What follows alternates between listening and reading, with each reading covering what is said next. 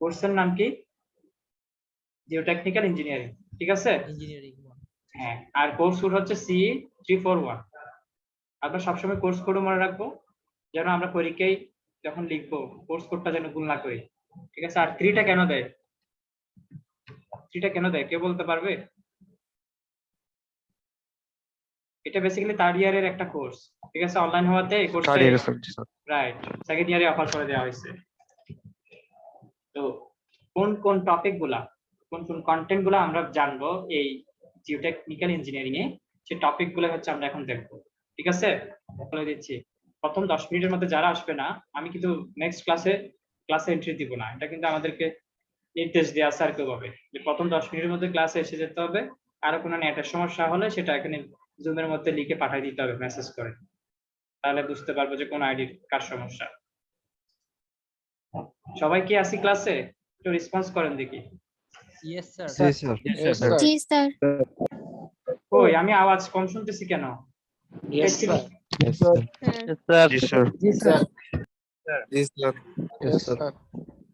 Thank you সবাই আসি। আর class চলাকালীন কিন্তু বললাম না, মাঝখানে কিন্তু ইভ্যালুয়েশন হবে। যে কোনো সময় আমি যে কোনো আইডি ডাক দিয়ে আমি বলবো যে এই জিনিসটা কি। আমাকে ক্লাসে অবশ্যই মনোযোগ দিতে হবে। ক্লাসে জয়েন দিয়ে মোবাইল ফেলে রাখলাম, ঘুমালাম, চায়ের দোকানে চা খেলাম, এগুলো কিন্তু চলবে না। কারণ কেউ যাতে না বলি যে অনলাইনে ক্লাস হচ্ছে, অনলাইনে পরীক্ষা হচ্ছে, আমরা কিছু শিখলাম না, ক্লাস কেমনে কেমনে শেষ হয়ে গেল, এই জিনিসগুলো এই কোর্সে চলবে না, ঠিক আছে? সবাই যারা আছি সবাই আমরা এই কোর্স শেষে যেন ক্লাসের পরে ক্লাসে শিখে ফেলতে পারি। সবার মধ্যে মানে মেইন টপিক গুলো যেন আমরা বেসিক্যালি বুঝি। কিছু বেসিক জিনিস আছে ওটা 4 বছর পরও জানা লাগবে। এখন পড়লাম পরের দিন ভুলে গেলাম, এটা চলবে না। তো বেসিক্যালি কি কি জিনিসগুলো আমরা জানবো, যে টেকনিক্যাল ইঞ্জিনিয়ারিং কিছু ইন্ট্রোডাক্টরি পার্ট জানবো। Formation, type and identification of soil, কিভাবে সয়েলটা ফরমেশন করবে, সয়েলটা কিভাবে, সয়েলের বিভিন্ন টাইপ গুলা কিভাবে ওটাকে আইডেন্টিফাই করব, এই জিনিসগুলো নিয়ে জানবো। সয়েল কম্পোজিশন গুলা, সয়েল কিভাবে কম্পোজিশন করে, বাস বিভিন্ন নামগুলা জানবো। সয়েল স্ট্রাকচার, ফ্যাব্রিক নিয়ে জানবো। ইন্ডেক্স কি, ইন্ডেক্স প্রপার্টিজ সম্পর্কে জানবো আমরা। প্রপার্টিজ অফ সয়েল, সয়েলের প্রপার্টিজ সম্পর্কে জানবো। ইঞ্জিনিয়ারিং ক্লাসিফিকেশন, কম্প্যাকশন, তারপর principles of total and effective stress. মোটামুটি অনেকগুলো এখানে টপিক আছে, এগুলো সবগুলো basically geotech engineering, geotech engineering এর অংশ, ঠিক আছে? এক একটা ক্লাসে আমরা এক একটা পার্ট নিয়ে আলোচনা করব। আর আমি স্লাইড দিয়ে দিব ক্লাসরুমে, সবাই ডাউনলোড করে নেবেন। আর আমার ভিডিও লিংকও আমি দিয়ে দিব ক্লাসরুমে, ঠিক আছে? সো যেন আমরা ওভার প্রিপেয়ার হয়ে যেতে পারি। ক্লাসও বুঝলাম, কারো সমস্যা থাকলে সেটা আবার ভিডিও খুলে আবার বুঝলাম। কন্টিনিউ বলতে বোঝাচ্ছে আর কি কি থাকবে, পারমিয়াবিলিটি থাকবে, সি পেজ থাকবে। এই ওয়ার্ডগুলো আমরা অনেকেই নতুন। পারমিয়াবিলিটি জিনিসটা কি, সি পেজ জিনিসটা কি, প্রত্যেকটা জিনিস সম্পর্কে আমরা পরিচিত হবো আস্তে আস্তে। তারপর হচ্ছে স্ট্রেন্থ, ক্যারেক্টারিস্টিক্স অফ সয়েল, সয়েলের বিভিন্ন স্ট্রেন্থ সম্পর্কে, স্ট্রেস সম্পর্কে জানবো। Compressibility, settlement, behaviour of soil, সয়েলের যে কম্প্রেসিবিলিটি, সয়েল কিভাবে সেটেল হয়, এই বিহেভিয়ার গুলো কেমন হয় একটা সয়েলের। ক্লে সয়েল হলে একরকম, স্যান্ডি সয়েল হলে একরকম, জিনিসগুলো সম্পর্কে আরো ক্লিয়ারলি জানবো। তারপর জিওটেকনিক্যাল ইঞ্জিনিয়ারিং হচ্ছে একটা স্পেশালিটি সিভিল ইঞ্জিনিয়ারের জন্য, যে জিনিসটা বিভিন্ন প্রপার্টিস নিয়ে, বিহেভিয়ার নিয়ে, তারপর ইউজ নিয়ে, কোনো আর্ট ম্যাটেরিয়ালের ইউজ নিয়ে ডিল করে, ঠিক আছে? কোনো আর্ট ম্যাটেরিয়ালের প্রপার্টিস, কোনো আর্ট ম্যাটেরিয়ালের বিহেভিয়ার, কোনো আর্ট ম্যাটেরিয়ালের ইউজ নিয়ে জিওটেকনিক্যাল ইঞ্জিনিয়ারিং এর বিশদ আলোচনা করা হয়। সবাই কি বুঝতে পারছে? দেখি তাহলে সামিউল হক তানভীর। জি স্যার। হ্যাঁ, জিওটেকনিক্যাল ইঞ্জিনিয়ারিং এ কোন জিনিসগুলো নিয়ে ডিল করা হয়? স্যার আর্ট ম্যাটেরিয়ালস নিয়ে, প্রপার্টিস নিয়ে, বিভিন্ন ধরনের বিহেভিয়ার নিয়ে, এগুলো সবগুলো নিয়ে একটা স্পেশালিটি সিভিল ইঞ্জিনিয়ারিং জন্য। ঠিক আছে, থ্যাংক ইউ ভেরি মাচ। এরপর requires the integrated knowledge from geology। আচ্ছা, জিওটেকনিক্যাল ইঞ্জিনিয়ারিংটা করার আগে আমার জিওলজি সম্পর্কে ধারণা থাকতে হবে। আমরা জিওলজিটা কি পড়ছি? স্যার করতেছি এবার। ঠিক আছে তাহলে আমরা প্যারালালি জানবো আর কি, জিওলজির টার্মগুলো জানবো, সাথে সাথে আমরা জিওটেকনিক্যাল ওয়ানের টার্মগুলো জানবো। কারণ কি ওই পার্টগুলো ক্লিয়ার করে জিওটেকনিক্যাল ইঞ্জিনিয়ারিংটা পড়া হয়। তারপর material science, testing, machines and hydraulics, environmental science and engineering. Environmental science engineering সম্পর্কে আমাকে জানা লাগবে, জিওটেকনিক্যাল জানতে হলে। মেকানিক্স, হাইড্রোলিক্স জানা লাগবে। ম্যাটেরিয়াল সায়েন্স এবং নিজের টেস্টিং গুলো সম্পর্কে জানা লাগবে। তো বেসিক্যালি আমরা ল্যাবে, জিওটেকনিক্যাল ল্যাবে টেস্টিং, ম্যাটেরিয়াল সায়েন্স এগুলো সম্পর্কে আরো ক্লিয়ার হবো। জিওটেকনিক্যাল ইঞ্জিনিয়ারিং এখানে জিওটেক 1 জিওটেক 2 দুইটা সাবজেক্ট আমরা এবার করতেছি জিওটেক 1, পরবর্তী সেমিস্টারে গেলে জিওটেক 2 টা পাবো।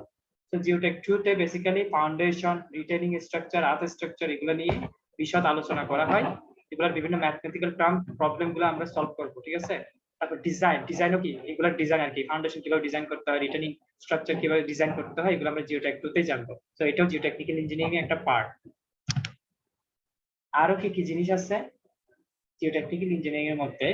সয়েল মেকানিক্স আছে, রক মেকানিক্স আছে, ইঞ্জিনিয়ারিং জিওলজি আছে, soil engineering, rock engineering, foundation engineering, Jio environmental engineering.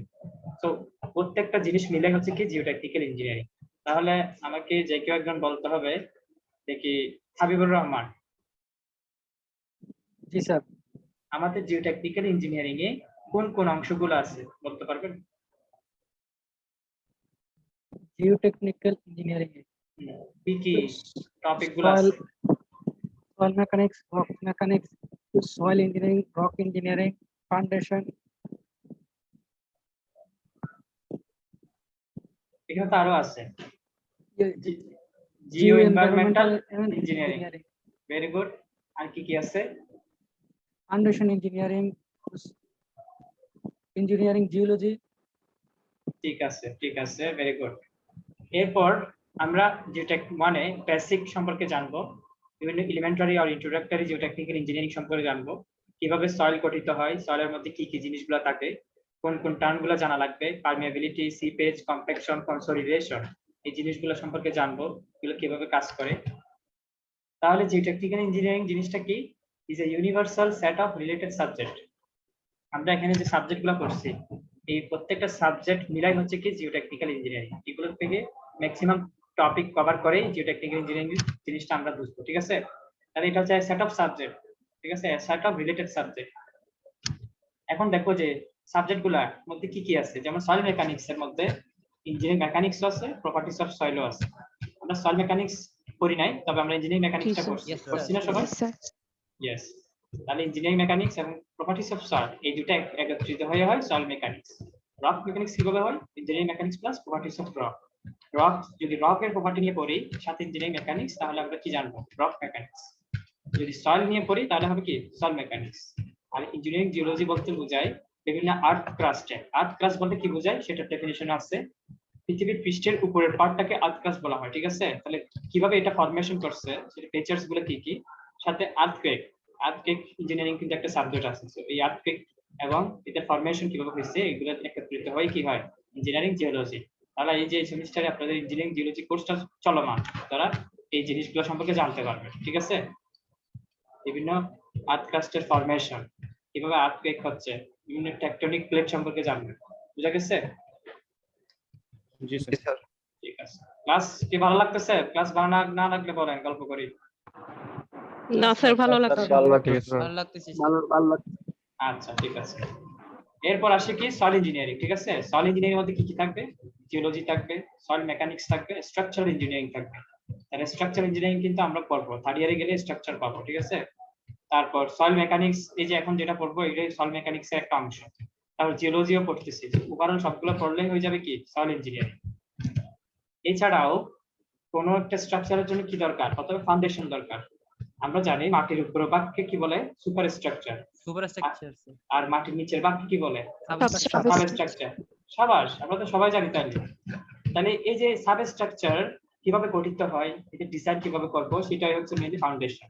তাহলে কোন একটা স্ট্রাকচার ফাউন্ডেশন জানতে হলে আমাকে কি কি জিনিসগুলো লাগবে? সয়েলের টাইপ লাগবে, সয়েল কত প্রকার, dimension and details of foundation, dimension কেমন হবে, এটার আকার আকৃতি কেমন হবে, ফাউন্ডেশনের মধ্যে কি কি রড আমরা ইউজ করব, কোন ধরনের সিমেন্ট ইউজ করব, details will depend on the strength on the deformation characteristics of supporting soil। অর্থাৎ আমার আর্থের লেয়ারটা, অর্থাৎ মাটির যে লেয়ার, এটার উপর ডিপেন্ড করে আমার ডাইমেনশন কেমন হবে, ফাউন্ডেশনের ডিটেইল কেমন হবে, আমি কোন ধরনের ফাউন্ডেশন ইউজ করব, এটাই হচ্ছে কি ক্লাসিফাই করব।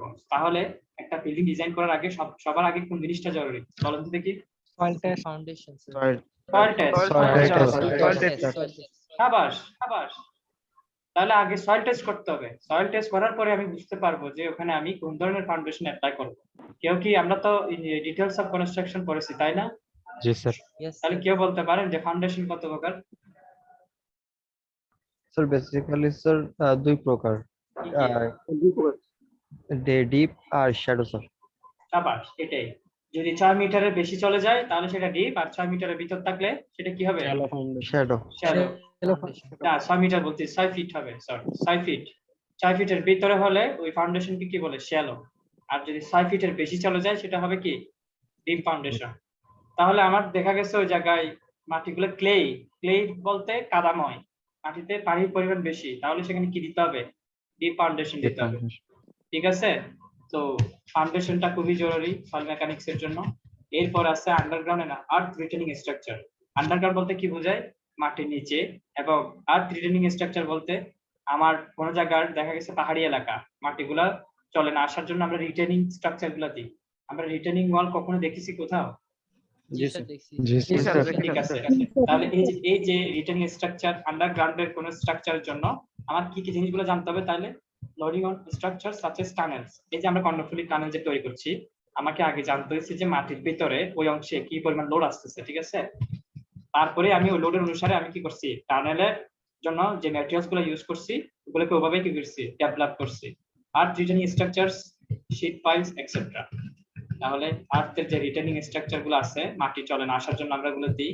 শীট পাইল ইউজ করি, অনেক সময় দেখা গেছে নদী মাতৃক যে ইয়াগুলো আছে, নদীগুলো আছে, ওখানে শীট পাইল গুলো ইউজ করা হয় নদী ভাঙ্গন রোধ করার জন্য।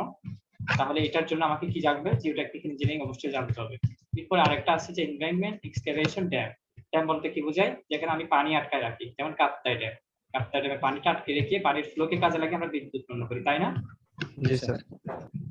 তাহলে ড্যাম, এনভায়রনমেন্ট মানে হচ্ছে নদী পার, তারপর হচ্ছে এক্সকাভেশন মানে কোরা। আমরা কি যখন কোনো খাল করতে যাব তাহলে এক্সকাভেশন করতে হয়, তো আমরা দেখেছি যে এক্সকাভেটর দিয়ে কি করে? এক্সকাভেশন করে। ঠিক আছে, এটার জন্য আমাদের জানতে হবে স্লোপ স্টেবিলিটি। স্লোপ স্টেবিলিটি কি? তাহলে স্লোপ বলতে আমরা জানি পাহাড়ি এলাকায় স্লোপ গুলো বেশি টানু, ঠিক আছে? সমতল এলাকায় স্লোপ 0 বললেই চলে।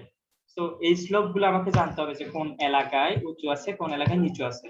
উঁচু নিচুর উপর ডিপেন্ড করে আমাকে এই ড্যাম, এক্সকাভেশন, এনভায়রনমেন্ট এইসব কাজে আমরা এগাতে পারবো। ঠিক আছে, তাহলে স্লোপ স্টেবিলিটি সম্পর্কে জানতে হবে। তারপর হচ্ছে ড্যাম কনসিডারিং সিপেজ প্রবলেম। তাহলে স্লোপ স্টেবিলিটি যদি জানি তাহলে আমাদের সিপেজ প্রবলেম হবে না, আমরা ড্যাম তৈরি করতে পারবো। সিপেজ জিনিসটা কি? পানি পাস হয়ে যাওয়া, মাটির মধ্যে পানি পাস হয়ে যাওয়াটাকে বলে সিপেজ। তাহলে সবাই কি বুঝতে পারছি what is seepage? G sir. জি sir. Tahassib, ID 702. Can you describe what is seepage? মাটির মধ্যে দিয়ে পানির ফাঁস হয়ে যাওয়াকে সিপেজ বলে। শাবাশ শাবাশ, ভেরি গুড। এরপরে আসি পেভমেন্ট। পেভমেন্ট বলতে কি বোঝায়? যে রাস্তাঘাট যে তৈরি করি আমরা, রাস্তাঘাটের উপরের যে লেয়ারটা সেটাকে বলা হয় পেভমেন্ট। এখন দুই ধরনের পেভমেন্ট আমরা বেসিক্যালি মানে আমাদের চোখে পড়ে, একটা হচ্ছে ফ্লেক্সিবল আর একটা হচ্ছে রিজিড। আমরা যখন ট্রান্সপোর্টেশন 1 পড়ব আমরা এই জিনিসগুলো সম্পর্কে আরো ডিটেইলস জানবো। তাহলে পেভমেন্ট কত প্রকার? দুই প্রকার। একটা হচ্ছে ফ্লেক্সিবল আর otherwise another one is rigid sir. Rigid, very good very good, শাবাশ। তাহলে আমরা যে বিটুমিনাস যে রাস্তাটা দেখি সেটা কি ফ্লেক্সিবল নাকি রিজিড?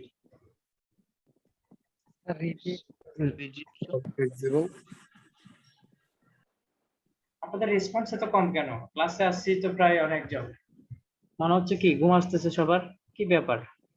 তাহলে কিন্তু আমি নেক্সট ক্লাস থেকে সবার ভিডিও অন করতে বলবো। যখনই যে কোশ্চেনটা আস্ক করি সবাই যেন রেসপন্স করে, ঠিক আছে? জি স্যার। নাহলে আমি মনে করবো যে সবাই ঘুমাচ্ছে। ঠিক আছে, তাহলে পেভমেন্ট হচ্ছে দুই প্রকার, একটা হচ্ছে রিজিড পেভমেন্ট, একটা হচ্ছে ফ্লেক্সিবল পেভমেন্ট। আমরা কি কখনো দেখি যে সিসি করা রাস্তা কখনো আমরা দেখেছি? ইয়েস স্যার দেখছি। যে ডাইরেক্ট ঢালাই, হ্যাঁ ডাইরেক্ট ঢালাই করে ফেলছে, ঠিক আছে? দেখছি স্যার। পৌরসভার রাস্তাগুলো সেগুলো গলি কলোনির ভিতরে হয় স্যার। ইকো হচ্ছে স্যার, সাউন্ড। এখন কেউ কি দুটা ডিভাইস দিয়ে অন করছেন? তাহলে স্পিকার গুলো অফ করে দেন। দুটা ডিভাইস দিয়ে লগ ইন করলে আপনাদের স্পিকার এবং মাউথ স্পিকার দুটাই অফ করে দেন, তাহলে আর ইকো করবে না। আচ্ছা, তাহলে আমরা কি সবাই নেভাল ট্যুর দিকে গিয়েছি কখনো? জি স্যার। জি স্যার। জি স্যার। নেভাল ট্যুরের দিকে যে রাস্তাটা করছে ব্রিজ পর্যন্ত, এটা পুরোটাই কি রিজিড পেভমেন্ট, ঠিক আছে? এটা পুরোটাই রিজিড পেভমেন্ট। আচ্ছা, আপনাদের অডিওগুলো একটু মিউট করে রাখেন।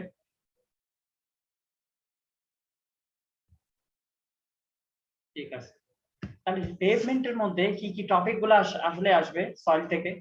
Design of rigid or flexible problem depends on the behaviour of subgrade soil related to settlement, swelling, repetitive loading, frost action. এখানে কিছু টার্ম আছে, এই টার্মগুলো আমাকে আগে জানতে হবে, জিনিসগুলো কি আসলে। আপনার পেভমেন্ট রিজিড হোক ফ্লেক্সিবল হোক, সেটা ডিপেন্ড করবে কার উপর? সয়েলের সাবগ্রেডের উপর। সয়েলের সাবগ্রেড বলতে কি বোঝায়? সয়েলের একদম যে নিচের টার্ম সেটাকে বলা হয় সাবগ্রেড। ঠিক আছে, আমরা যখন পেভমেন্ট করব ট্রান্সপোর্টেশনে, তখন আমরা দেখবো যে রাস্তার যখন ক্রস সেকশন আঁকবো, রাস্তার ক্রস সেকশনকে তিনটা ভাগে ভাগ করে। একদম উপরেরটাকে বলে বেস, বেসের উপরে থাকে উইয়ারিং ম্যাটেরিয়ালস, ঠিক আছে, কোর্স উইয়ারিং ম্যাটেরিয়ালস। তারপর থাকে বেস, তারপর থাকে সাব বেস, তারপর থাকে সাবগ্রেড। তাহলে একদম নিচের পার্টটাকে বলা হয় সাবগ্রেড, যেখানে সয়েল আছে। ঠিক আছে, সয়েলের উপর আমরা কি দিই? দেখা গেছে আমরা ইটের যে জামাগুলো আছে এগুলা দিই, এর উপর আমরা কিছু বালির স্তর দিই যখন আমরা রাস্তা তৈরি করব। তারপর রোলার দিয়ে সেটাকে আমরা কি করি, মানে স্মুথ করে ফেলি। হ্যাঁ, এরপরে আমরা উইয়ারিং কোর্স অর্থাৎ আমরা ভিটামিন গুলা দিই। ঠিক আছে, পাথরের সাথে মিশিয়ে ছোট ছোট তাহলে কি করি, ভিটামিন গুলা দিই। তাহলে আমার সাবগ্রেডের সয়েল গুলো কেমন, সেখানে সেটেলমেন্ট কেমন হচ্ছে, ওই সয়েলটা কি তাড়াতাড়ি বসে যাচ্ছে, সয়েলটার মধ্যে কি পানি তাড়াতাড়ি বের হয়ে যাচ্ছে। সেটেলমেন্ট হওয়ার পর দেখা গেছে যে সয়েল থেকে পানি বের হয়ে যায়, সেটাকে বলে কি, সুয়েলিং। আর এটা হচ্ছে রিপিটিটিভ লোড। একটা রাস্তা দিয়ে যখন অনেকগুলো গাড়ি যায়, ওই পোর্শনে সয়েলের সাবগ্রেডে কিন্তু দেখা গেছে অনেকগুলো লোড আসতেছে একসাথে, পরবর্তী মানে পরপর লোড আসতেছে, এটাকে বলা হচ্ছে রিপিটিটিভ লোড। তারপর আসে ফ্রস্ট অ্যাকশন। ফ্রস্ট অ্যাকশনটা বেসিক্যালি হয় বরফের দেশে, বরফ জমে যাওয়া রাস্তার মধ্যে, ঠিক আছে, গাড়ি চলতে পারে না, তো বরফের দেশে এই ফ্রস্ট অ্যাকশনটা হয়। তাহলে এগুলো সবগুলো ডিপেন্ড করতেছে, মানে এগুলো সবগুলোর উপরে ডিপেন্ড করতেছে আমি কোন ধরনের পেভমেন্ট ইউজ করব, রিজিড নাকি ফ্লেক্সিবল। তাহলে পেভমেন্ট গেল, এরপর আসে কিছু স্পেশাল প্রবলেম আছে যেগুলা আরো একটু হায়ার স্টাডিতে আমরা গিয়ে পড়বো, যেমন কলাপস কেন হয়, কি কারণে হয়, শ্রিঙ্কেজ জিনিসটা কি, সুয়েলিং জিনিসটা কি, সয়েল সাবসিডেন্স জিনিসটা কি, সয়েল হিপ জিনিসটা কি, পোস্ট অ্যাকশন কি, সয়েল ইরোশন কি। এগুলো আমরা আরো ডিটেইলসলি জানবো, যদি আমাদের হাতে সময় থাকে আমরা এগুলো জেনে নিব। ঠিক আছে, লাস্ট লেকচারের দিকে একদম। স্যার পেভমেন্টটা একবার একটু বলবেন স্যার? রোডস এর পেভমেন্ট, ওইটা স্যার, যে রোডস এর বিষয়টা বলছিলেন যে ওইটা কি স্যার? কোনটা রোড কোনটা?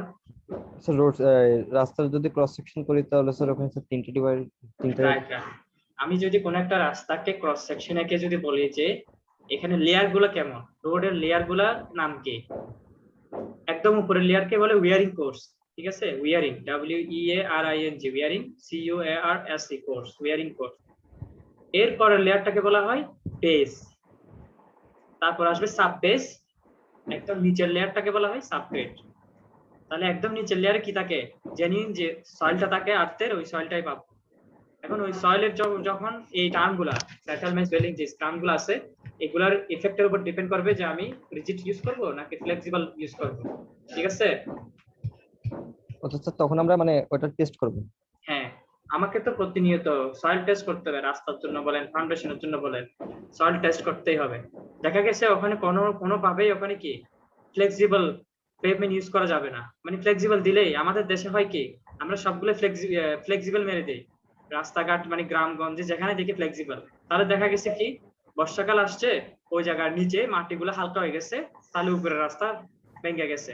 তো আমি রাস্তা করার সময় আমি আগে দেখি নাই যে ওই জায়গায় আসলে কোন স্ট্রাকচারটা মানে কোন পেভমেন্টটা দিলে সবচেয়ে বেটার হতো, যেটা লং লাস্টিং হতো, আমাকে আগে দেখতে হবে। ঠিক আছে, এখন আমার হিস্ট্রি সম্পর্কে জানতে হবে। হিস্ট্রি মানে কি, সয়েল মেকানিক্সটা আসছে কিভাবে, হিস্ট্রি না জানে আমি কি করতে পারবো না, সয়েল ইঞ্জিনিয়ারিং করে ফেলতে পারবো না। বলা হলো যে 18 century before 18 century no documented systematic knowledge. 1800 শতাব্দীর আগে কোনো নলেজ, কোনো ডকুমেন্ট ছিল না, কোনো সিস্টেমেটিক নলেজ ছিল না কি নিয়ে, সয়েল মেকানিক্স নিয়ে। কিন্তু 1776 সালের পরে কিছু কিছু রেকর্ড মানুষ করা শুরু করলো যে সয়েল নিয়ে পড়াশোনা করা দরকার, সয়েলের এটা হলে এটা করতে হবে, এটা হলে এটা করতে হবে, ওরা কিছু রেকর্ড রেখে গেল। In 20th century, soil mechanics received much attention and disseminated various publications. অর্থাৎ যেটা বলা হলো, বিংশ শতাব্দীতে এসে সয়েল মেকানিক্স মানুষের অ্যাটেনশন নিয়ে নিল, যে সয়েলটা হচ্ছে মেইন পার্ট। সয়েলটা যদি আমি টেস্ট না করে, সয়েলের বিভিন্ন প্রপার্টিস না জেনে আমি কোনো বিল্ডিং করতে পারবো না, কোনো ব্রিজ করতে পারবো না, কোনো রাস্তা নিয়ে যেতে পারবো না। সো আমাকে সয়েল সম্পর্কে ভালো করে জানতে হবে, এবং সয়েলের যে প্রপার্টিস গুলো আছে এগুলো আস্তে আস্তে কি করলো, তারা পাবলিকেশন করলো। ঠিক আছে, পাবলিকেশন করলে হয় কি, এই নলেজ গুলা পুরো ওয়ার্ল্ড ওয়াইড সব জায়গায় চলে যায়, সবাই জানতে পারে। An excellent account of earliest documented works of geotechnical by Simpson, 1979. Soil নিয়ে ভালো একজন জিওটেকনিক্যাল ইঞ্জিনিয়ার নাম হচ্ছে সিম্পটন, সে একটা ভালো ডকুমেন্ট তৈরি করলো। ঠিক আছে, 1979 সালে। তাহলে তার হাত ধরেই মোটামুটি মানে জিনিসগুলো বুঝিয়েছে। এর আগে সয়েল নিয়ে আরো অনেকে অনেক কথা বলছে, আমরা এগুলো জানবো আস্তে আস্তে, কারণ আমরা বিভিন্ন যখন ইকুয়েশন ডেভেলপ করতে যাব দেখবো যে এক একজন এক এক বিজ্ঞানীর নাম আমরা ইউজ করতেছি। এখানে দেখা গেছে যে সিম্পটমের কথা আছে, যে খুব সুন্দর করে একটা ডকুমেন্ট তৈরি করছিল 1900 সালে, 79 সালে। ঠিক আছে, তাহলে আমরা এই স্লাইডে কি জিনিসটা বুঝছি, কেউ একজন আমাকে সামারি করে বুঝান তো, কে পারবে? ফজলুল হক, শাবাশ। You have to be confident. যখন আমি কোনো কোয়েশ্চেন জিজ্ঞেস করি, কনফিডেন্টলি এসে যাইতে হবে সামনে। কার আগে কে ফ্লোরটা নিব, এটার জন্য দৌড়াদৌড়ি করতে হবে। ঠিক আছে, হ্যাঁ, ফজলুল হক যেহেতু আনমিউট করেছে আগে, Fazlul Haque, you can describe within 2 or 3 lines. Sir 1800 শতকের আগে সয়েল মেকানিক্স নিয়ে ওইরকম জ্ঞান ছিল না কোনো সিস্টেমেটিক। 1776-এর দিকে এটা মানুষ চিন্তা করলো, যেটা রেকর্ড করা যায়। দেন বিংশ শতাব্দীর দিকে সয়েল মেকানিক্স সম্পর্কে মানুষের আগ্রহটা বাড়ছে। রাইট। তারপরে 1979-এর দিকে সিম্পটন নামের একজন বিজ্ঞানী একটা ডকুমেন্টারি বানাইছি। ঠিক আছে, আমরা একটু কি জানলাম, সয়েল মেকানিক্স এর ফাদার কাকে বলা হয়? ফাদার বলা হয় তারজাকি। ঠিক আছে, আমরা তারজাকির ইকুয়েশনস ইউজ করব বিভিন্ন সয়েল রিলেটেড প্রবলেম সলভ করার জন্য। তাহলে বিজ্ঞানী তারজাকির নাম আমরা এখন জানলাম, যে সয়েলের ফাদার কে, তাইলে তারজাকি তাহলে হচ্ছে কি সয়েলের ফাদার। ঠিক আছে, আমরা যখন সয়েলের বিভিন্ন ম্যাথমেটিক্যাল প্রবলেম সলভ করব, তারজাকির ইকুয়েশন গুলো কি করব, আমরা ইউজ করব। ঠিক আছে, সবাই বুঝতে পারছি? এখন আমরা জানবো যে সয়েল এই ওয়ার্ডটা আসছে কোত্থেকে। ঠিক আছে, the term derived from the Latin word solium. তাহলে ল্যাটিন একটা শব্দ, সোলিয়াম থেকে কার উৎপত্তি? সয়েলের উৎপত্তি। সবাই কি বুঝতে পারছি? তাহলে Tushar Barua, you can describe যে সোলিয়াম এই জিনিসটা কি? স্যার সোলিয়াম হচ্ছে upper layer of the earth crust that may be drag of fluid. না, আমি প্রথম লাইনটা জানতে চাইছি যে সোলিয়াম জিনিসটা কি। স্যার এটা একটা ল্যাটিন শব্দ, যেটা আপনার ল্যাটিন শব্দ থেকে আসছে আর কি। Very good. সোলিয়াম জিনিসটা আসছে হচ্ছে ল্যাটিন শব্দ থেকে। এখন সোলিয়াম জিনিসটাই কি এটা আমরা এখন জানবো, যে আপার layer of earth crust. Earth crust জিনিসটা কি আমি তো একটু আগে বলেছি, কেউ একজন বলেন দেখি, হোয়াট ইজ আর্থ ক্রাস্ট? মাটির উপরের অংশ, ভূপৃষ্ঠ। পৃথিবী পৃষ্ঠের উপরের পার্ট, মাটির উপরের অংশ বা পৃথিবী পৃষ্ঠের উপরের অংশ। That's very good. পৃথিবীর সারফেসের যে উপরের মাটির অংশটা আছে সেটাকে বলা হচ্ছে আর্থ ক্রাস্ট। তাহলে আপার লেয়ার অফ আর্থ ক্রাস্ট, একদম আর্থ ক্রাস্টের উপরের লেয়ারটা, দ্যাট মে বি ডাগ, যেটা আমরা মানে ডাগ করতে পারি। ডাগ মানে কি? যেটা আমরা খনন করতে পারি, অর প্লাউ। ঠিক আছে, তাহলে এই জিনিসটাকে বলা হচ্ছে সোলিয়াম। তাহলে একদম আপার লেয়ার সেটাকে বলা হচ্ছে সোলিয়াম, এবং সেটা হচ্ছে একটা ল্যাটিন শব্দ। পরবর্তীতে সেটাকে কি বলা হচ্ছে, সয়েল হিসেবে আমরা আখ্যায়িত করি। ঠিক আছে, এখন আমরা জানবো যে সয়েলটা কারা ইউজ করে বা কোন ক্ষেত্রে ইউজ হয়। যেমন জিওলজিস্টরা সয়েলটাকে আনকনসলিডেটেড সেডিমেন্টস ওভারলাইং সয়েল বেড রক হিসেবে ইউজ করে। এখন আমাকে একটা টার্ম এখানে চলে আসলো, আনকনসলিডেটেড। তো আনকনসলিডেটেড জিনিসটা কি জানতে হবে। যখন কোন একটা সয়েল, এই সয়েলের মধ্যে কোনো পানি থাকবে না, তখন সেই অবস্থাটাকে বলা হচ্ছে আনকনসলিডেটেড।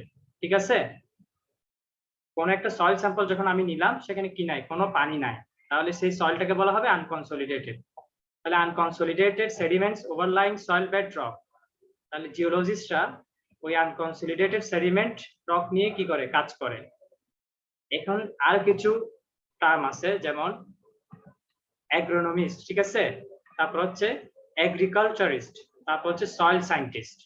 এদেরও কাজ আছে, এরা সয়েলের অন্য একটা টার্ম নিয়ে কাজ করবে, সেটা কি, thin layer of loose surface materials of the earth crust. তারা কি কাজ করবে, তারা আর্থের উপরে যে একদম স্মুথ লুজ যে লেয়ারটা আছে সয়েলের, সেটা নিয়ে কাজ করবে, ঠিক আছে।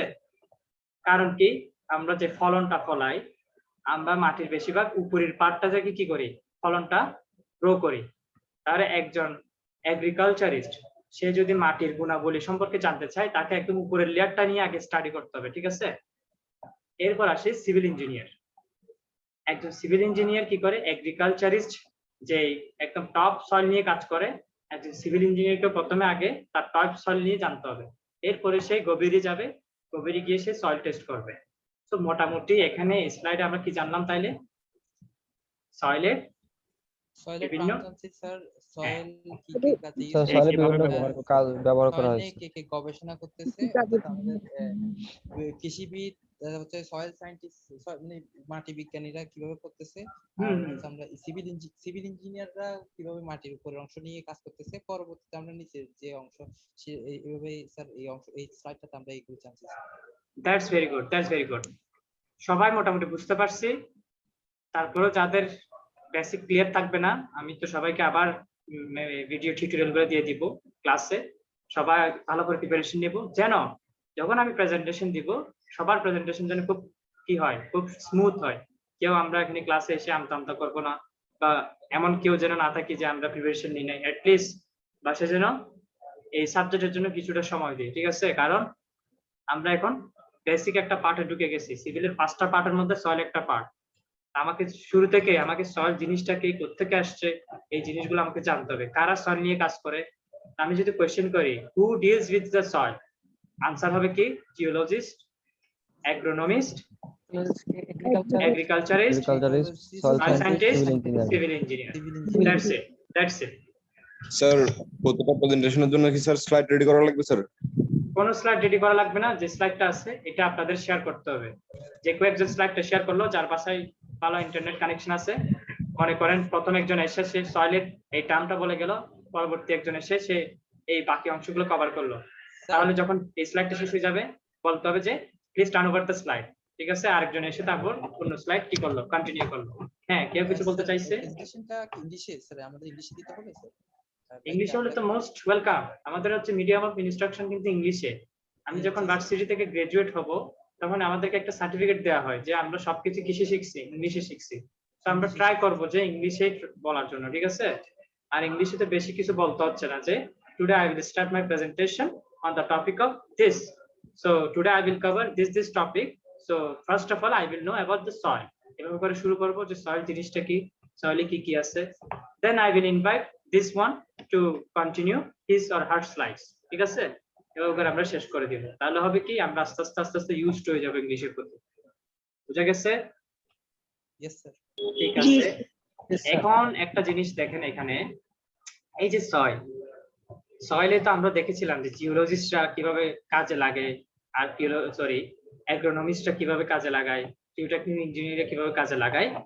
এখন আরেকটু ক্লিয়ার হবে এই ফিগারের মাধ্যমে। যারা জিওলজিস্ট আছে তারা বেড রক নিয়ে বেসিক্যালি আলোচনা করে, বেড রক। তারপর হচ্ছে এই দুইটা টপ লেয়ার ওরা আলাদা করতেছে না, এই দুইটাকে সয়েল হিসেবে কাউন্ট করে। এখন এই দুইটা জিনিসটা কি, মাঝখানে যে লেয়ারটা আছে এটাকে ডাইরেক্ট রক লেয়ার বলা হয়। কি লেয়ার? Rock layer. একদম উপরের লেয়ারটাকে ওরা কারা, অ্যাগ্রোনমিস্টরা সয়েল লেয়ার হিসেবে ধরে, একদম নিচের লেয়ারটাকে ওরা আর কাউন্ট করে না।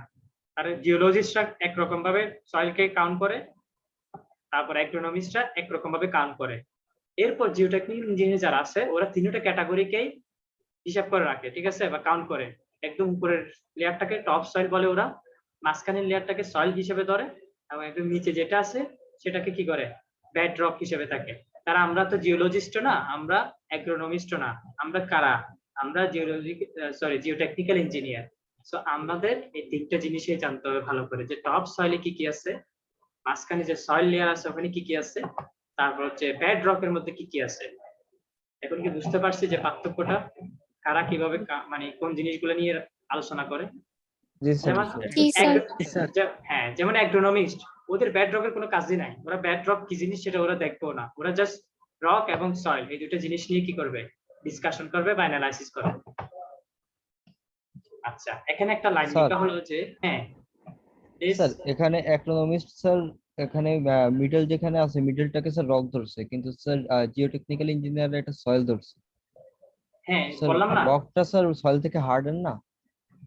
এখন এইদের পয়েন্ট অফ ভিউতে সয়েল যেটা, ওরা ওটাকে রক হিসেবে ধরে। আর কে অ্যাগ্রোনমিস্ট যারা আছে ওরা সয়েলটা নিয়ে খুব কম কাজ করে, ওরা একদম উপরের লেয়ারটাকে সয়েল হিসেবে ধরে। সয়েল থেকে যেটা একটু হার্ড সেটাকে ওরা রক হিসেবে কাজ করে, মানে ওরা রকি টাইপের অ্যানালাইসিস বেশি করে। কারা? অ্যাগ্রোনমিস্ট যারা আছে, ঠিক আছে। এই জন্য এর পয়েন্ট অফ ভিউতে যেটা একটু হার্ড সয়েল সেটা হচ্ছে রক, আর আমাদের পয়েন্ট অফ ভিউতে যেটা একটু হার্ড সয়েল সেটা সয়েলই, ঠিক আছে। জি স্যার। এখানে যে টপ সয়েলটা আছে সেটা কি অনেক সময় ওয়েদারিং কারণে হয়। ওয়েদারিং জিনিসটাকে আমরা একটু সামনের দিকে গেলেই বুঝতে পারবো। আচ্ছা, এখানে লেখা আছে যে আর্থ ক্রাস্টটা কি, আমরা অলরেডি জেনেছি যে আর্থ ক্রাস্ট জিনিসটা কি, একদম পৃথিবীর যে মাটির পৃষ্ঠটা আছে সেটার একদম উপরিভাগটাকে কি বলা হয়, আর্থ ক্রাস্ট। তাই পৃথিবীর মাটির উপরিভাগ থেকে শুরু করে নিচে 20 মিটার পর্যন্ত এই অংশটাকে কি বলে, আর্থ ক্রাস্ট বলে। তাহলে আর্থ ক্রাস্টের মধ্যে কি কি আছে, রক আছে, ওয়েদার্ড রক আছে। ওয়েদার্ড রকটা কি, তাহলে আমরা জানি পৃথিবী তো আর একদিন সৃষ্টি হয় নাই, অনেক হাজার হাজার কোটি বছর পার হয়ে অনেকগুলো কি হয়েছে, রক মানে ওয়েদারিং এর কারণে আস্তে আস্তে সয়েলে পরিণত হয়েছে, ঠিক আছে। তাহলে এই যে ওয়েদার্ড রক প্লাস রক এই দুটা মিলে কি হচ্ছে আর্থ ক্রাস্ট। তো আমি কোশ্চেন করতে পারি যে আর্থ ক্রাস্ট কি কি জিনিস নিয়ে গঠিত, কারো প্রেজেন্টেশন শেষ হলে আমি র্যান্ডমলি যে কোনো জায়গা থেকে কোশ্চেন করতেই পারি। সো বলতে হবে যে আর্থ ক্রাস্ট রক প্লাস ওয়েদার্ড রকের মানে নিয়ে গঠিত, বুঝা গেছে? জি স্যার। হ্যাঁ, এখন একটা ফিগার দেখতে পাচ্ছি, কেউ বলতে পারবে প্রথম ফিগারটা কিসের, দ্বিতীয় ফিগারটা কিসের? স্যার একটা সুপার স্ট্রাকচার, একটা সাবস্ট্রাকচার। Very good. কোনটা super structure? Sir first one. Sir আর এটা? ওয়ান নাম্বারটা ফার্স্ট সাবস্ট্রাকচার। সাবস্ট্রাকচার। আমি তো দেখতেছি এটাও সুপার স্ট্রাকচার, এটাও সুপার স্ট্রাকচার, আর নিচে যেখানে স্যার 1 আর 2 লেখা আছে একটা স্যার বাদ স্যার 2 নম্বরটা। রাইট, এটা একটা পাত। আমি এখানে পানিকে মানে পানির ফ্লোটাকে আমি আটকায় রাখছি যেন নিচের এই এলাকাটা প্লাবিত না হয়, ঠিক আছে। ড্যাম দিয়ে পানিকে আটকায় রাখছি। এই উপরের পার্ট এটা পুরাটাই হচ্ছে কি সুপার স্ট্রাকচার, এখানে এটাও সুপার স্ট্রাকচার। এই যে নিচের যে 1 আর 2 দিয়ে আছে এগুলো হচ্ছে কি সাবস্ট্রাকচার বা ফাউন্ডেশন, ঠিক আছে। তাহলে আমার এই যে বিল্ডিংটা দাঁড়িয়ে আছে এটার জন্য এত বড় একটা এরিয়া ডিপেন্ড করতেছে বা এত বড় একটা ফাউন্ডেশন ডিপেন্ড করতেছে। তাহলে আমাকে এই পুরো অঞ্চলটা আমাকে জানতে হবে যে এখানে মাটিগুলো কেমন, এদের প্রপার্টিজ গুলো কেমন।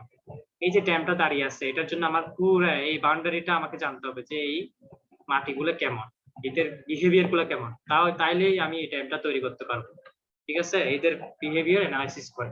তাহলে দেয়া আছে যে supports the foundation of the structures. তাহলে এই যে সয়েলটা আছে এই সয়েলটা কি করতেছে, এখানে যে ফাউন্ডেশন আছে এটাকে সাপোর্ট করতেছে, কনস্ট্রাকশন ম্যাটেরিয়াল ড্যাম। তারপরে যে ফাউন্ডেশনটার কারণে কি করতেছি, আমি এই ড্যামটা তৈরি করতে পারতেছি। তাহলে ইঞ্জিনিয়ারিং যে ইউজ আছে সয়েলের বেসিক্যালি একটা ইউজ, সেটা হচ্ছে কি ফাউন্ডেশন তৈরিতে আমাকে সাহায্য করবে, আর ফাউন্ডেশন তৈরি হলে কি হবে, সুপার স্ট্রাকচার তৈরি হবে। এখন কি বুঝতে পারছেন লিঙ্কটা কেমন? আমি আবার বলি, সয়েলটা কেন দরকার? সয়েলটা দরকার ফাউন্ডেশন অ্যানালাইসিস করার জন্য, আর ফাউন্ডেশন কেন দরকার, অনেকটা সুপার স্ট্রাকচার তৈরি করার জন্য। তাহলে সয়েলের বিহেভিয়ার ইকুয়াল টু কি foundation, foundation equal to super structure, ঠিক আছে।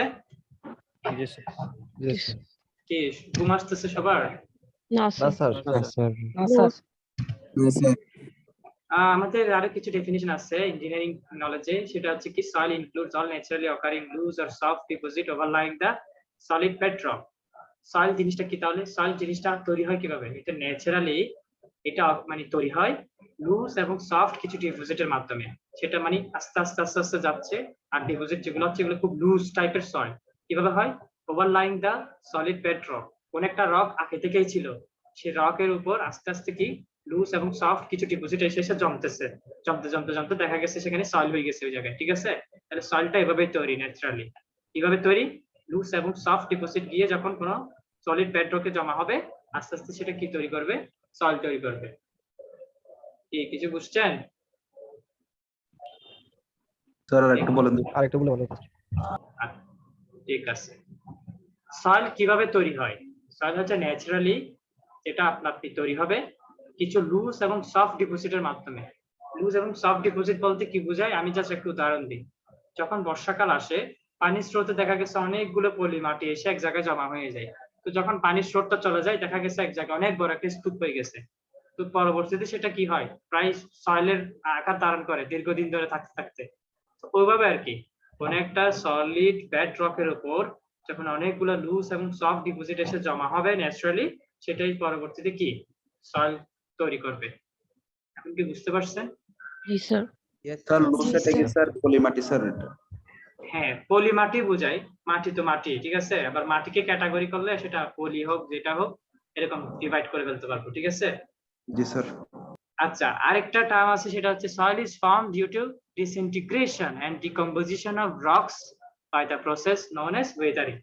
তাহলে একটু আগে যে আমরা ওয়েদারিং সম্পর্কে জানলাম, ওয়েদারিংটা কি তাহলে? অনেকগুলা সয়েল যখন ডিসইন্টিগ্রেশন হবে, ডিকম্পোজ হবে, অর্থাৎ একত্রিত হয়ে জমা হবে। জমা হতে হতে যখন কোন একটা রকস এর উপরে এসে জমা হবে, অথবা আমরা জানি মাটিটা তৈরি হয়েছে পৃথিবীর অনেক বছর পর আস্তে আস্তে আস্তে আস্তে। আগে এগুলো রকি ম্যাটেরিয়াল ছিল, ঠিক আছে? ওয়েদারিং হওয়ার পর, ওয়েদারিং মানে আলো বাতাস এগুলোকে আস্তে আস্তে কাজে লাগে, এই রকি স্যাম্পল গুলা আস্তে আস্তে কি হয়? ভেঙে ভেঙে ক্ষুদ্র ক্ষুদ্র মাটির কণা সৃষ্টি করলো। আবার এটার বিপরীত হয়, কোন একটা দেখা গেছে যে ছোট একটা পাথর আছে, ওই জায়গায় ওয়েদারিং হতে হতে পাথরটা একটা অনেক বড় পাথর হয়ে গেছে। তাহলে দুইটাই প্রসেস, একটা হচ্ছে বড় পাথর থেকে ছোট ছোট কণা হইতে হইতে মাটি তৈরি করলো, অথবা একটা ছোট পাথর আস্তে আস্তে ডিকম্পোজিশন হতে হতে একটা বড় পাথরে তৈরি হলো। তাহলে এটাই হচ্ছে ফর্মেশন, সয়েল থেকে কিভাবে মানে ওয়েদারিং এর মাধ্যমে কিভাবে সয়েল তৈরি হচ্ছে, অথবা কিভাবে রকি ম্যাটেরিয়াল গুলো তৈরি হচ্ছে। It may also be formed by decomposition or organic material. এটা আরেকটা ভাবে তৈরি হতে পারে, যেমন কোন একটা অর্গানিক ম্যাটেরিয়াল ডিকম্পোজিশনের মাধ্যমে। এখন অর্গানিকটা কি? যে জিনিসটা পচে যায়। আমরা জানি পলিথিন পচে না, বা কোনো একটা উড টাইপের কিছু অনেকদিন ধরে রাখলে পচে, কিন্তু লোহা টাইপের জিনিস এত সহজে পচে না। পচে কোনগুলা? যেগুলো আমরা খাই, ঠিক আছে? যেগুলো আমরা খাই ওইগুলা হচ্ছে কি অর্গানিক বলি। অর্গানিক ম্যাটেরিয়াল গুলা দীর্ঘদিন পচে যাওয়ার ফলে ওগুলো থেকে কি হয়? সয়েল তৈরি হয়। বুঝা গেছে কিভাবে সয়েল ফরমেশন হয়? তাহলে স্যার এটা কি ফসিল ফুয়েলের? না, ফসিল ফুয়েলও এক প্রকার, কিন্তু ফসিল ফুয়েলের ফাংশনসটা অন্যরকম। ফসিল ফুয়েল পচলে কি হয়? দীর্ঘদিন ধরে ওরা সেটা অন্য একটা ম্যাটেরিয়ালে কনভার্ট করে ফেলে। ফসিল ফুয়েল গ্যাস দেয়, ফসিল ফুয়েল তেল দেয়, ঠিক আছে? গ্যাসোলিন দেয়, বিভিন্ন ইয়াতে কনভার্ট হয়ে যায়। কিন্তু অর্গানিক যে ম্যাটার গুলো আছে ম্যাটেরিয়াল, যেমন আমি বলি শাকসবজি, তারপর হচ্ছে গাছপালা, এগুলো যখন আমি কেটে ফেলে দিব কিছুদিন পর এগুলো পচে এগুলো কি হয়ে যাবে? এগুলো মাটিতে কনভার্ট হবে। সো এগুলোকে বলা হচ্ছে অর্গানিক ম্যাটেরিয়াল, যেগুলো খুব আর্লি পচে যায়, ঠিক আছে? আগেকার পুরান যখন আদি যুগ ছিল তখন ওরা কি করতো? গর্ত করে যেগুলো পচনশীল বস্তু ওরা সবগুলা ডাস্টবিন আকারে ওখানে ফেলে দিত স্তূপ আকারে। পরবর্তীতে দেখা যাচ্ছে অনেকদিন পর সেগুলো আস্তে আস্তে আস্তে আস্তে সেগুলা মাটির মতো হয়ে গেছে, ঠিক আছে? তখন ওই কি বলে ট্রিটমেন্ট করার জন্য ওরকম কোনো প্রসেস ছিল না, যে আমরা এখন যেভাবে ময়লার গাড়ি এসে ময়লা নিয়ে গিয়ে ট্রিটমেন্ট করতেছে, ওরকম কোনো কি ছিল না, প্রসেস ছিল না। তাহলে আমি যদি জিজ্ঞেস করি যে সয়েল কিভাবে ফর্ম হয়, আমাকে সংক্ষেপে উত্তর দিতে হবে ওয়েদারিং এর মাধ্যমে, আর একটা হচ্ছে ডিকম্পোজিশনের মাধ্যমে। ডিকম্পোজিশন সেটা অর্গানিক ম্যাটেরিয়াল হতে পারে, অথবা সেটা কোনো রক ম্যাটেরিয়াল হতে পারে। বুঝতে পেরেছি কি? জি স্যার। Thank you. হ্যাঁ, কোনো কোশ্চেন থাকতে স্যার পারে? এরকম শুনছি যে স্যার মানে আগে মানে এখন যে এই খনিগুলো পাইতেছে তেল বা গ্যাস টাইপের, এগুলো স্যার ওয়ান্স আপন টাইম এগুলো মানে কি অনেক বড় একটা জঙ্গল ছিল বা এই টাইপের কিছু, অথবা অনেক বৃহৎ একটা প্রাণী জগৎ স্যার মাটির তলায় চাপা পড়ে গেছে তখন হ্যাঁ, সেখান এটা তো সত্যি কথা। এই যে ফসিল ফিউল বলতে কি বোঝায়? ওখানে মাটির নিচে কোন একটা সভ্যতা চাপা পড়ে গেছে, বড় বড় কোন একটা ডাইনোসর, ঠিক আছে? এমনও হইতে পারে যে ওই জায়গায় অনেকগুলো মানুষের বসবাস ছিল, মানুষগুলা কি হয়, ওই যে অগ্নু পাহাড় থেকে যে বের হয়, লাভা বের হয়, পুরো একটা গ্রাম ধ্বংস হয়ে গেছে, ঠিক আছে? লাভা বের হয়ে পুরো একটা গ্রাম পিষ্ট হয়ে গেছে, সেখানে আরেকটা লেয়ার এসে জমা পড়ছে। তো নিচে দীর্ঘদিন ধরে মানুষগুলা থাকাতে বা বিভিন্ন প্রাণী থাকাতে ওগুলো ফসিল ফিউলে তৈরি হয়েছে। এখন সেগুলো থেকে গ্যাস বের হচ্ছে, ঠিক আছে, দীর্ঘদিন পর। তারপর হচ্ছে তেল হয়ে গেছে এগুলা।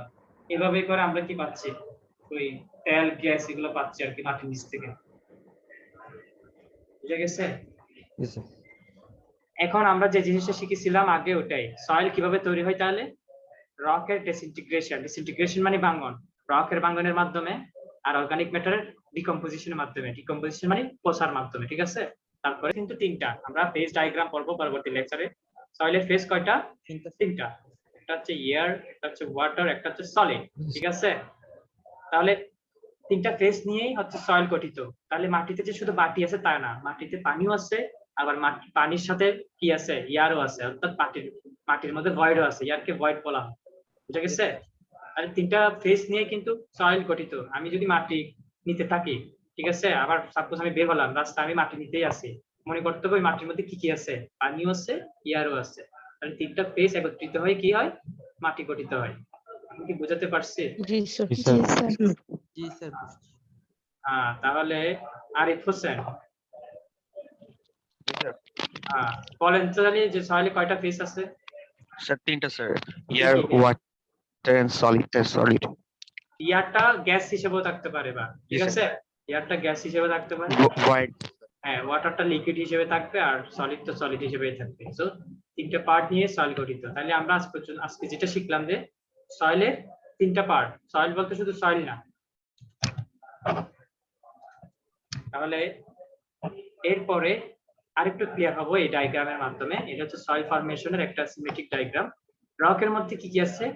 রক তিন প্রকার, একটা হচ্ছে igneous rock, sedimentary rock, metamorphic rock. আমরা যে জিওলজি পড়তেছি, জিওলজিতে এই টার্মগুলো আসবে কিন্তু সামনে, ঠিক আছে? তাহলে আমরা কিন্তু আসলে এই রকের ক্যাটাগরি করলে আমরা এখন জেনে গেছি অলরেডি যে ইগনিয়াস, সেডিমেন্টারি, মেটামরফিক, এগুলো আমরা একটু পরে দেখবো এগুলো ডেফিনিশন কি। এরপর রক ওয়েদারিং হয়, কি হয়, মিনারেল গ্রেন তৈরি হয়, ঠিক আছে? রক আলো বাতাসের প্রভাবে আস্তে আস্তে ওয়েদারিং এর ফলে মিনারেল গ্রেনে পরিণত হয়। এই মিনারেল গ্রেন আস্তে আস্তে কি হয়, সলিডে পরিণত হয়। আবার ডিকেড অর্গানিক ম্যাটার গুলো, অর্থাৎ ডিকম্পোজ যে অর্গানিক ম্যাটার গুলো আছে, এগুলো আস্তে আস্তে কি হয়, সলিডে পরিণত হয়। তাহলে আমরা যেটা দেখলাম, রক ওয়েদারিং এর মাধ্যমে মিনারেলস হয়, আবার অর্গানিক ম্যাটার ডিকম্পোজের মাধ্যমে সয়েল হয়। এদিকে মিনারেল গ্রেনস সলিডে বা সয়েলে পরিণত হয়। তাহলে এটা হচ্ছে কি মেইন ফরমেশন। কেউ কি বুঝতে পারছে? জি স্যার। আচ্ছা, উম্মে হাবিবা মনে হয়, দেখি আপনি, Yes, sir. হ্যাঁ আপনি একটা বুঝাই দেন এটা কিভাবে কেমনে কি হলো। স্যার রক তিন প্রকার হয়, indigenous, sedimentary rock, metamorphic rock. তারপর স্যার রক ওয়েদারিং হয়ে মিনারেল গ্রেনস হয়, মিনারেল গ্রেনস থেকে সলিড হয়, আবার ডিকেড অর্গানিক ম্যাটার থেকে সলিড হয়। That's it. তাহলে আমি যদি, হ্যাঁ ভেরি গুড। আমি যদি সয়েল কিভাবে তৈরি হয় বা সলিড কিভাবে তৈরি হয় সয়েলের মধ্যে যদি জানতে চাই, এভাবে আমাকে কি ফ্লো চার্টটা আমাকে মাথায় রাখতে হবে, আমি ইনস্ট্যান্ট যাতে আনসারটা দিয়ে দিতে পারি, ঠিক আছে? এখন যে ইগনিয়াস, সেডিমেন্টারি, মেটামরফিক অনেক কিছু শিখলাম না, সেই জিনিসগুলো একটু সংক্ষেপে জানবো। যে রক জিনিসটা কি, আর্থ ক্রাস্টের উপরের লেয়ার, আউটার লেয়ারটাকে রক বলা হয় এক কথায়। Earth crust, outer rocky shell আর ক্রাস্ট অফ আর্থ, অর্থাৎ আর্থ ক্রাস্টের পুরাটাকে অথবা কোন একটা রকি শেলের আউটার লেয়ারটাকে বলা হয় রক, এক কথায় শেষ। ইগনিয়াস রকটা কি, কুল ফ্রম মল্টেড স্টেট, লাভা বের হয়ে দেখা গেছে ওই লাভাটা আস্তে আস্তে কি হয়েছে, ঘনীভূত হয়ে জমাট বেঁধে গেছে, জমাট বেঁধে রক তৈরি করছে, ওটাকে বলা হচ্ছে কি ইগনিয়াস রক। কোন একটা গলিত অংশ যখন বড় রক তৈরি করবে, সেই রক গুলাকে কি বলবে, ইগনিয়াস রক। যেমন গ্রানাইট, ডায়োরাইট, বেসল্ট, এগুলো হচ্ছে সব গলিত অংশ থেকে আস্তে আস্তে কি হয়েছে, এই অংশগুলো, এই বিভিন্ন আকরিক গুলো তৈরি হয়েছে। আপনি বুঝতে পারছেন?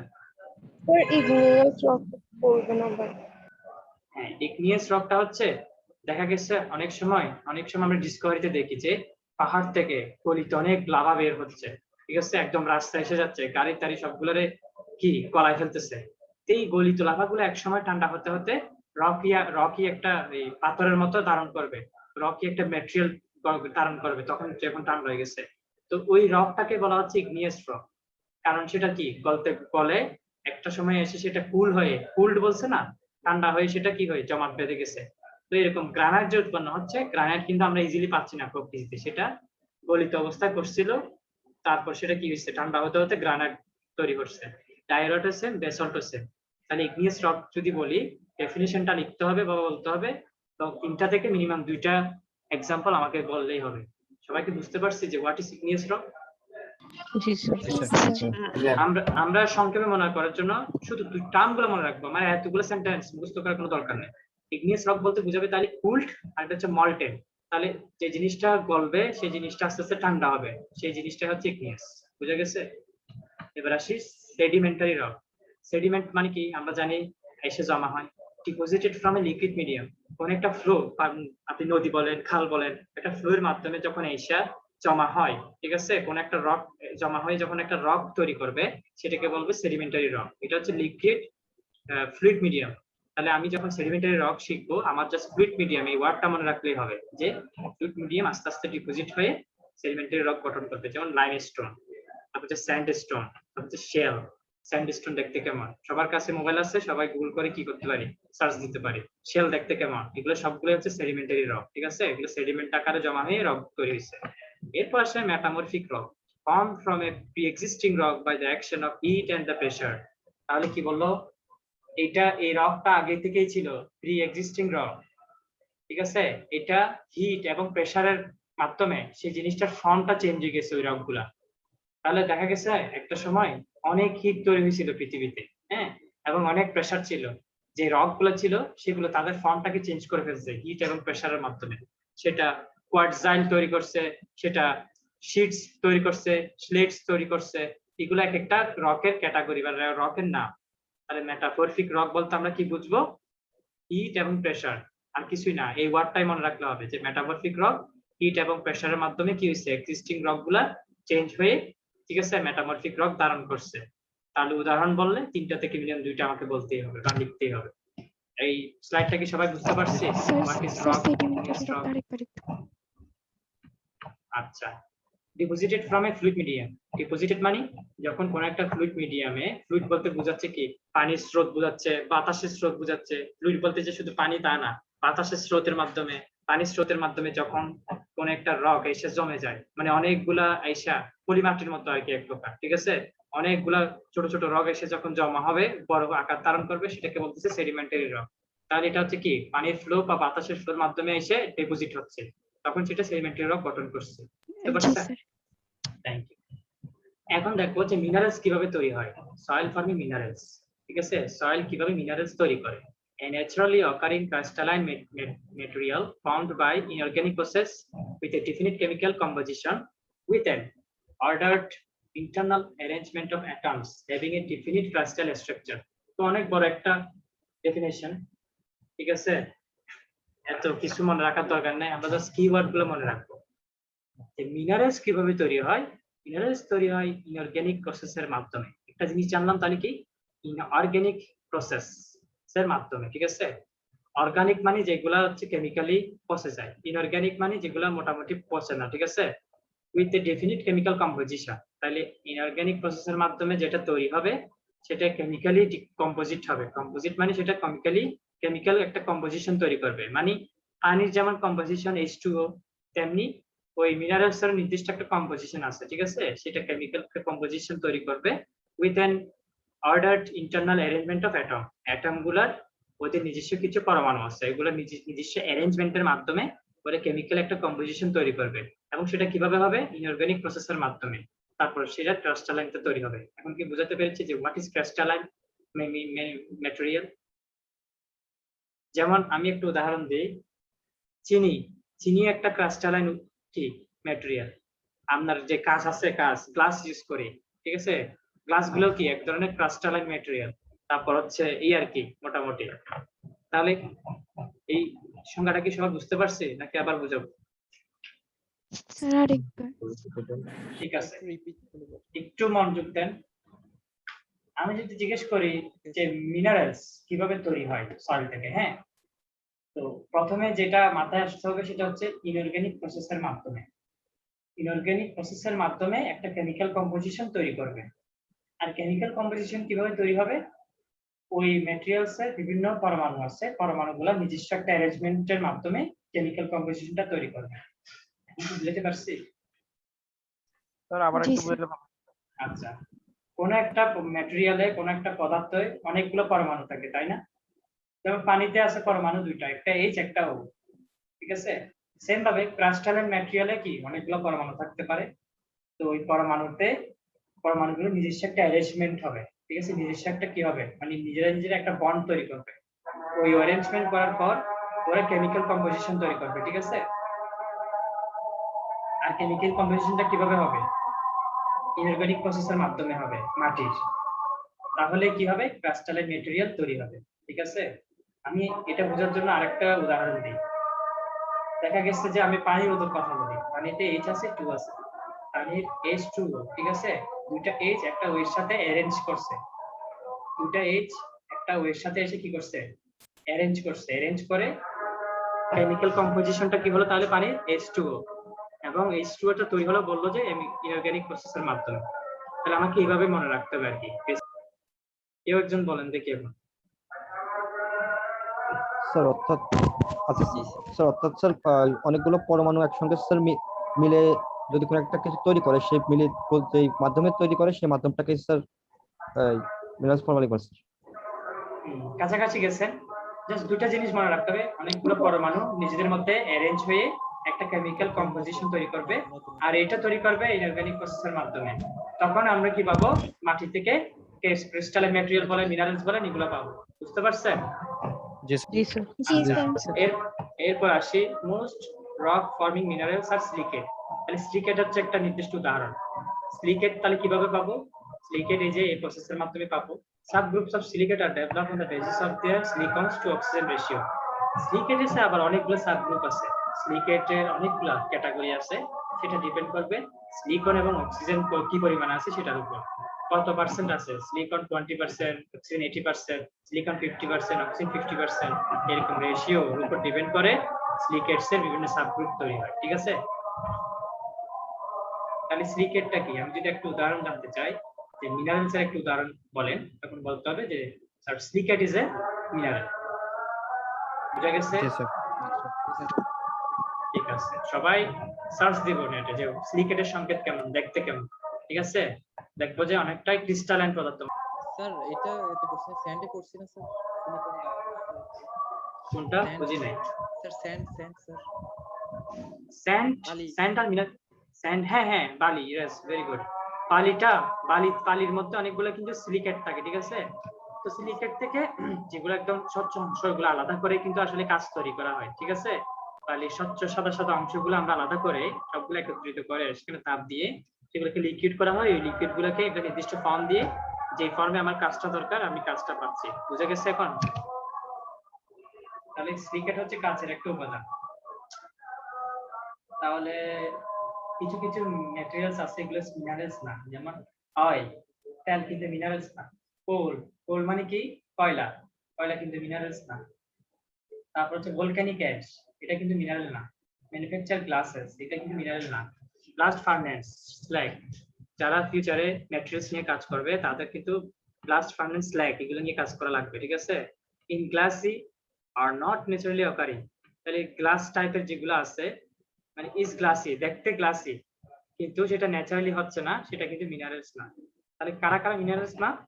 অয়েল, কয়লা, ভলক্যানিক অ্যাশ, ম্যানুফ্যাকচার গ্লাস, হ্যাঁ, ব্লাস্ট ফার্নেস স্ল্যাগ, আর হচ্ছে গ্লাসি হবে, ঠিক আছে, কিন্তু সেটা কিন্তু ন্যাচারাল না হলে সেটা কিন্তু মিনারেলস হবে না। তাহলে এই যে পার্থক্য, একটা হচ্ছে ক্রিস্টালাইন আর একটা হচ্ছে অ্যামারফাস। এখন অ্যামারফাস জিনিসটা কি? মিনারেল জিনিসটা হচ্ছে অর্ডারড, মানে এটা মিনারেলের মধ্যে থাকে অর্ডারড, আর নন অর্ডার যেটা সেটা হচ্ছে কি? অ্যামফারাস। আচ্ছা, অর্ডার আর নন অর্ডার বলতে কি বোঝায়? এখানে যে পরমাণুগুলো আছে এগুলো সবগুলোই কি হচ্ছে? সাজানো আছে একটা একটার সাথে, কিন্তু অ্যামফোরাস যেটা আছে, অ্যামফোরাসে কি হয় না? পরমাণুগুলো একে অপরের সাথে সাজানো থাকে না। তাহলে এই জন্য এখানে বলা যে ইন্টারনাল অ্যারেঞ্জমেন্ট অফ অ্যাটম, অ্যাটমের ইন্টারনাল অ্যারেঞ্জমেন্ট গুলা কেমন? মিনারেলসে অর্ডার থাকবে, একটা একটার সাথে অর্ডার হয়ে থাকবে, আর এমপারাস যেগুলো আছে এগুলোর সাথে কি থাকবে না, অর্ডার হয়ে থাকবে না। occurs in liquids and supercooled liquids, তাহলে গ্লাসটা কোথায় তৈরি হয়, লিকুইডের মধ্যে তৈরি হয় গ্লাস টাইপের ম্যাটেরিয়াল গুলো, আর হচ্ছে সুপার কুল, যে লিকুইড গুলাকে সুপারলি কুল করব সেখানে তৈরি হবে। তাহলে আমরা দুইটা জিনিস শিখলাম, ক্রিস্টালাইনের মধ্যে অর্ডার্ড মিনারেল থাকবে আর এমপারাসের মধ্যে নন অর্ডার্ড এই অ্যাটম থাকবে। বুঝা গেছে? জি স্যার। মোটামুটি আমাদের আজকের লেকচার একটু কেউ একজন আমাকে সামারি করেন যে আজকে আমরা কি কি শিখলাম, আর কেউ মিস করে ফেললে সেটা আরেকজন এসে কভার করবে যে এই জিনিসগুলো ছিল। কেউ একজন সামারি করেন, তাহলে আমি আইডি ধরে বলি, সমস্যা নাই। জিয়াউদ্দিন ফাহিম, আইডি 68। স্যার হ্যাঁ, বাহিরে নাকি বাসায়? স্যার আমি ডাটা স্যার আমার ওয়াইফাই কানেকশন চলে গেছে স্যার, ডাটা ইয়ার জন্য বেরিয়েছি স্যার, এখন বাসায় যাচ্ছি স্যার। সবার তো ডাটা লাগবে, আমরা লং টার্ম ক্লাস করব, ঠিক আছে? স্যার নিনেই তো স্যার, নিতে বেরিয়েছি স্যার। ঠিক আছে, এখন বেরিয়েছি sir. Okay, Fazler Beshanto, can you describe from today's lesson what we learned? G sir.